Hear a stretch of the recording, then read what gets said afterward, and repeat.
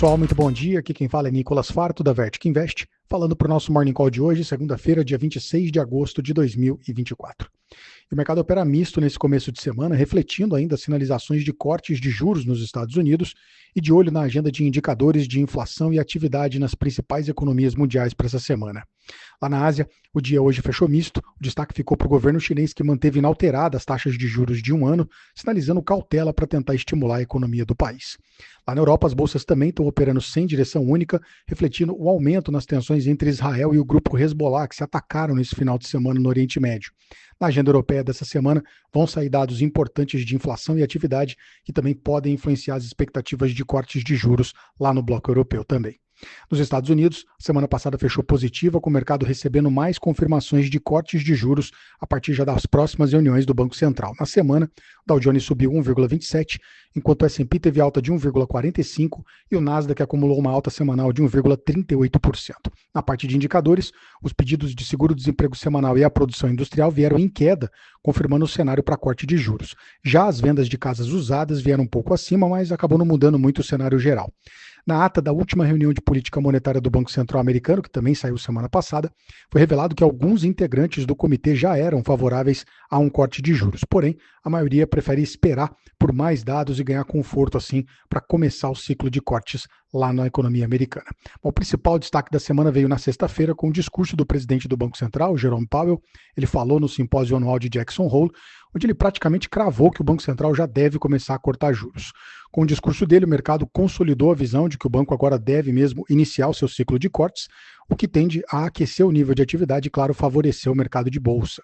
Nessa semana, a agenda vai trazer alguns indicadores de inflação e de crescimento que devem continuar influenciando as expectativas sobre a intensidade em que o banco deve implementar esses primeiros cortes. Na quinta-feira, sai a segunda prévia do PIB do segundo trimestre, lembrando que a primeira prévia, o número veio com um crescimento anualizado de 2,8%, mas o principal número da semana deve vir também na sexta-feira, quando sai o relatório de inflação medido pelo PCE, que é o número de referência do Banco Central, para perseguir a meta de inflação lá no mercado americano. E para fechar, ainda nessa semana, no corporativo, destaque vai ficar para a Nvidia, que vai reportar o balanço do segundo trimestre na quarta-feira.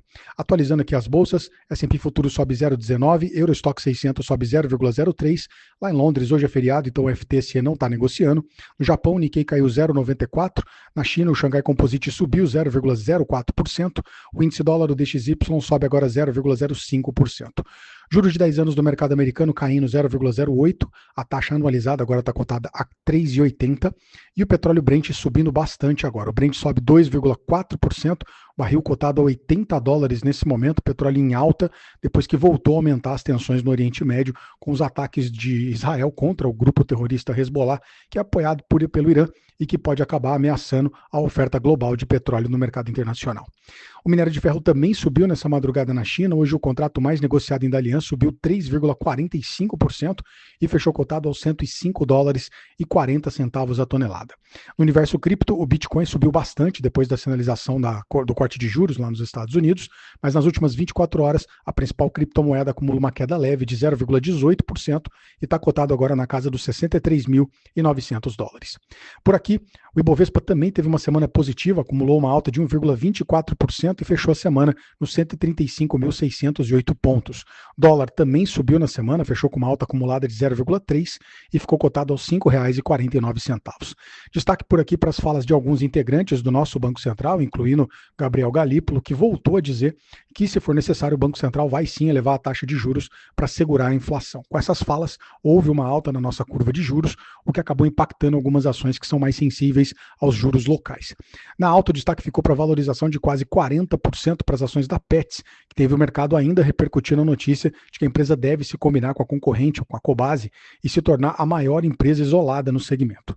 Na queda, o destaque ficou para a PetroRio, que na semana caiu 4,4%, acompanhando a queda do preço do barril na semana passada, junto com outras empresas domésticas que acabaram sentindo a alta da nossa curva de juros.